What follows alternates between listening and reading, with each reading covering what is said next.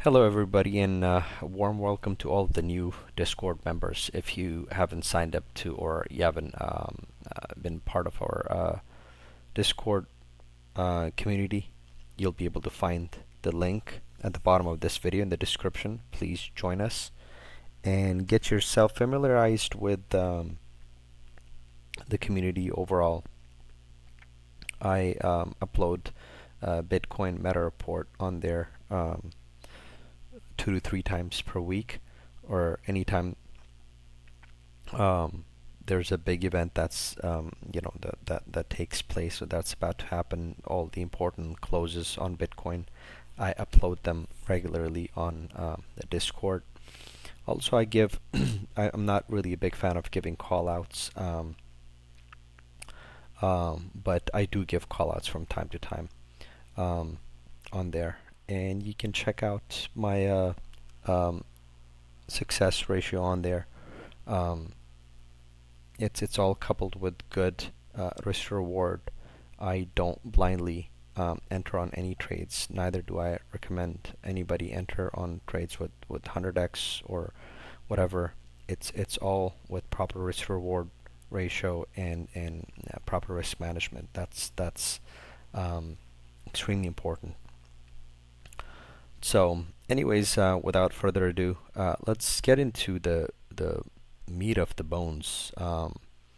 And uh, the whole purpose of making this video is because a lot of people actually message. They have been messaging me, especially the new members, and asking me about um, what I cover in the mentorship program. So on the announcements channel, I have pinned the this particular PDF, the entire roadmap that you'll be able to find, that covers all the topics, and along with that, the duration, the charges, anything that you may need to know. That's all covered within this particular PDF. So, and for any further questions, you guys can ask me. So, let me sort of briefly go through each topic a little bit. Even though, like, I've outlined it quite in detail, I think it's detailed enough for you guys to know what exactly you'll be covering with me in the mentorship program. But just in case, so the trend lines, a lot of people, they don't understand what exactly is the reason why we mark trend lines on our charts. They learn how to mark trend lines, but they don't even know how to use that information when taking these trades.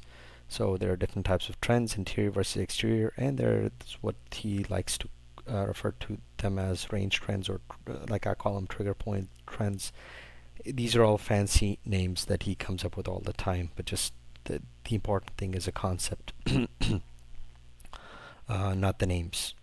So then the break levels, or the legs. A lot of people don't know how to mark break levels properly. These are very important to identify because this is what shows you the failure of the move, and at the same time it shows you where to put your stop loss, especially. Um, then we have the whole levels, which you can, by the way, for a lot of these concepts, the basic concepts, you can find the playlist on my YouTube channel, and you'll be able to learn how to mark them properly. They're very brief, to the point videos without holding any information back. It'll clear a lot of doubts in your mind, especially how to mark like whole levels, which is the capital injection points. Even his most advanced students, even he himself doesn't know how to mark whole levels properly. He marks whole levels wrong all the time. So the whole levels, of course, are capital injection points, how to mark them, the backside whole levels, front side, or what he refers to them as greedy holes and whatnot, right? So, and on both sides. So, on the support side and the resistance side. Again, this, like, if you want to know how to mark whole levels, basically, you just go to my YouTube channel. You can see all of this information there for free. Then the types of whole levels. and there are different types, of course. There are these non-traditional holes, backside, frontside hole levels. Some of these I cover in the YouTube, and the others I have reserved for, of course, the mentorship program. And what is, of course, the significance of each type of hole. Then the ranges, right? So what he refers to ranges is an entire range, as in like Pandora's box. So for instance,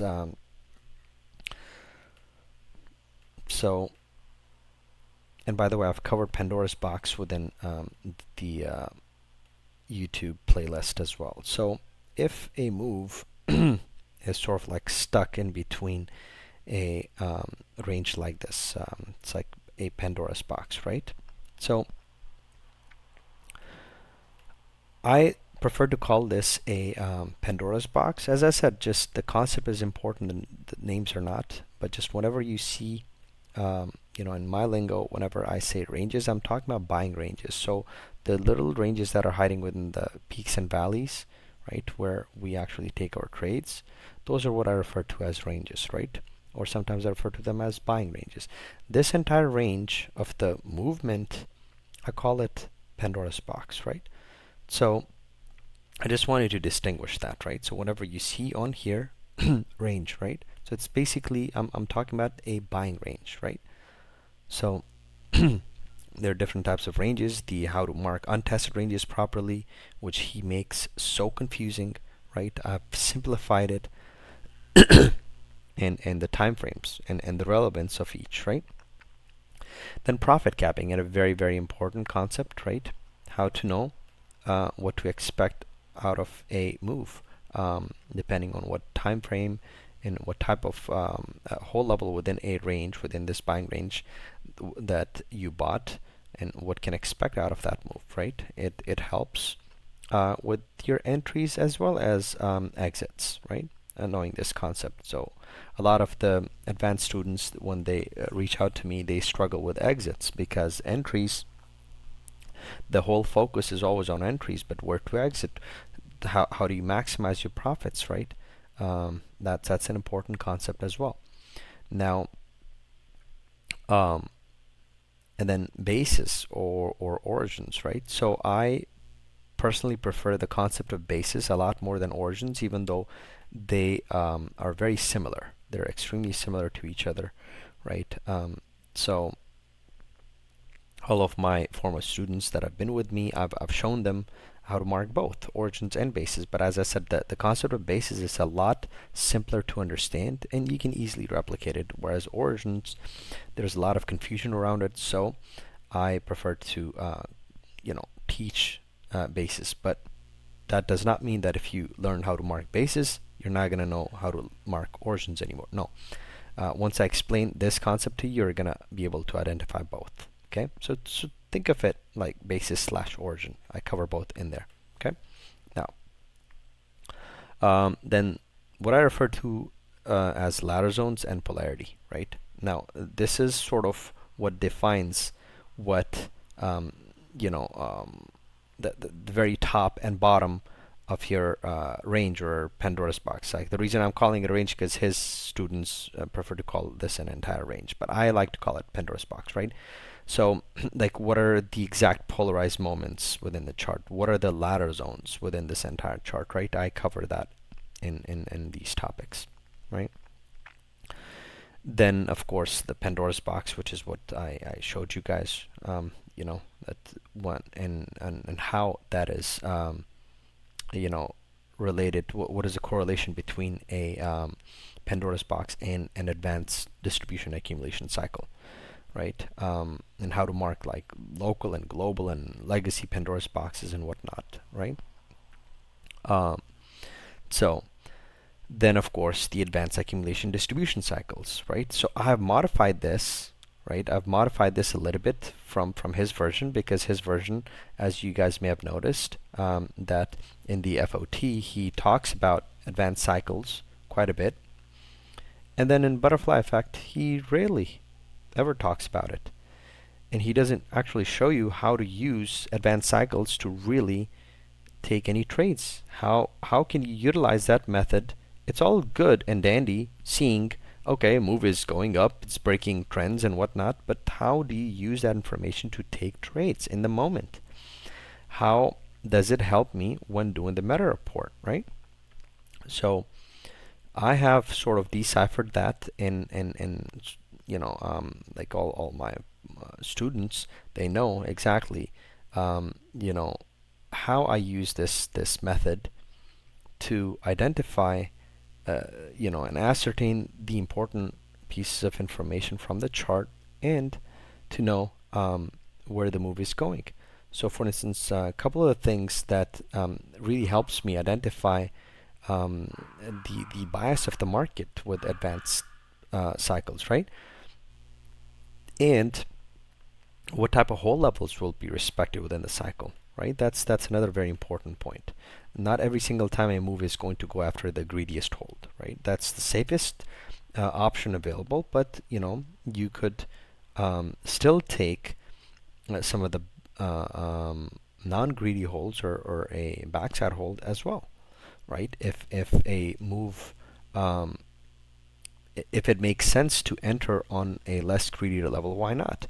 But of course, um, you have to know how to identify, those correct hold levels, and it's the cycles that show you that, right? Then of course the trigger points, like how do you monitor the trade and monitor it on the horizontal and vertical axes, right? So this is another very important concept. Then once I teach you all of the concepts, then I show you, okay, um, how to use all of this information in harmony with each other and construct a trade. And with the risk management part, I will show you the basics of risk management. I've uploaded a couple of videos on my playlist on YouTube. You can check that out. I don't go into a lot of detail and depth over risk management because I think this is something that you can easily find online for free. So I'm not going to spend too much time teaching you something that you can easily find elsewhere. Like I can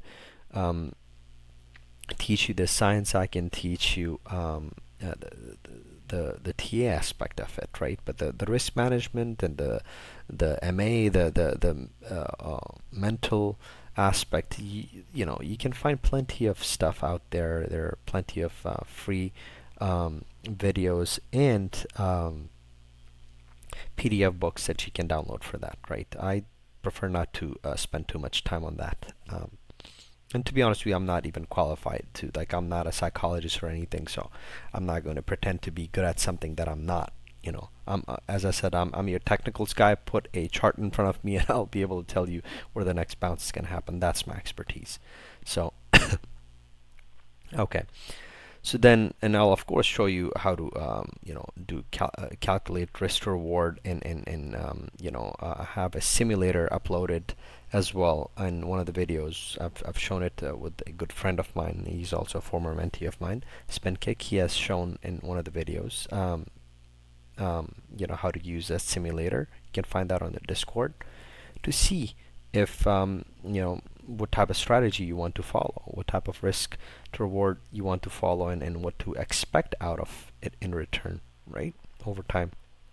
And then of course, after learning all of that, then you'll be able to do proper meta report of the Bitcoin, right? And very, very important concept. And this basically combines all of concepts that you've learned and using it together to collectively to know exactly what to expect from the overall market when it comes to crypto or in forex or whatever the SPF or whatever you're charting, right? So a stock and whatnot. So and then I cover the subtopics, which are I think until this point, this is good enough, right? If you want to just cover the basics. Now the subtopics.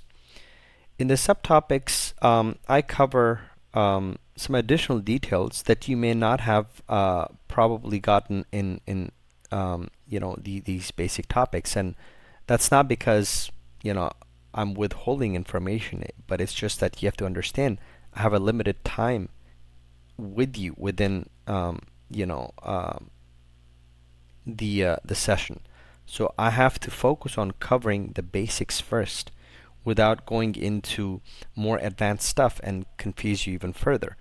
But once you're able to learn how to crawl, stand up, walk, and then you're able to run, only then I can give you some other information where it will help you how to take or how to be ready for a sprint or a marathon or something, right? So in the subtopics, everything that you see here in the subtopics, that is basically all covered within here. However, it's just probably a different way of looking at things, or um, instead of you staring at the charts and trying to figure that out on your own, probably a year later, 6 months later, 2 years later, you know, I'm there to help you, uh, further on those concepts and show you that, using all of these concepts that I taught you here above, you can use that to do a lot more things with it, such as this, right? So how do you know if a target, for instance, is hit before your entry is filled, right? So then what are knife catches? So knife catches is a topic that a lot of people have a lot of confusion over, right? Because you have to understand this science is all the entries are done on pullbacks.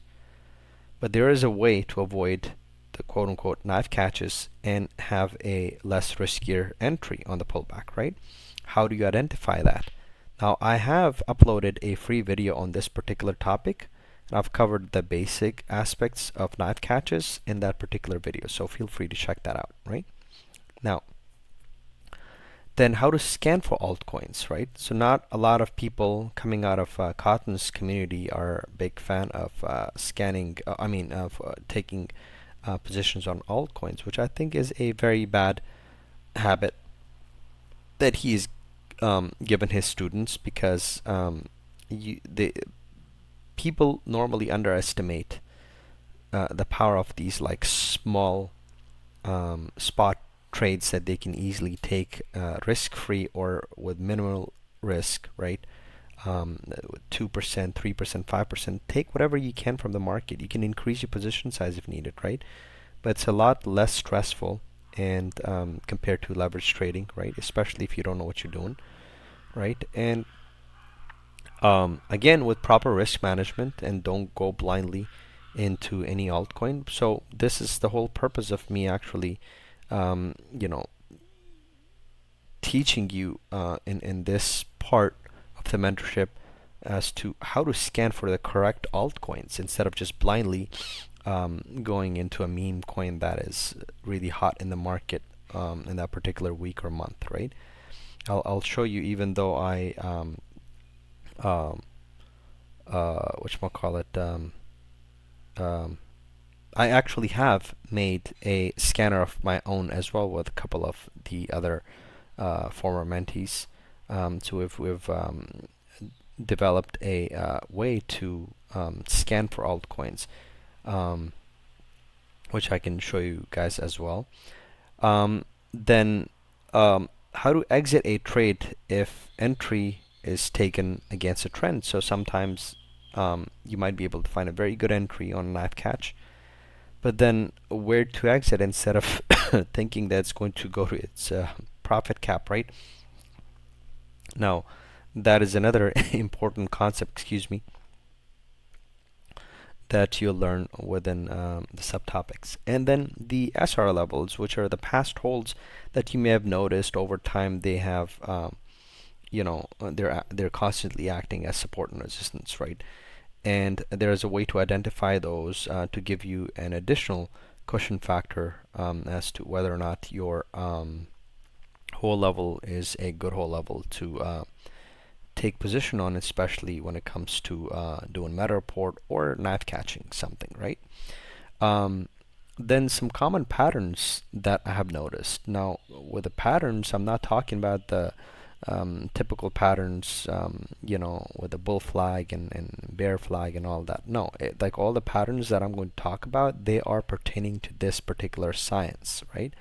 Um, and then, of course, talking about the Bitcoin and Ethereum dominance, which Cotton must have taught you is all bullcrap, but it actually is not. It actually does tell you how further deep down, altcoins are going to go, when to take entries on altcoins, or even if you have some favorite altcoins, what to expect out of them, right? So Bitcoin dominance is extremely important to take a look at, and the total market cap, right?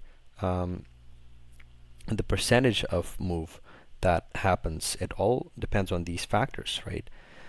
And their overall effect in the crypto market. So, and the pricing structure and everything, you should be able to find that all in here, right? Yeah, and feel free to reach out to me if you guys have any other further questions.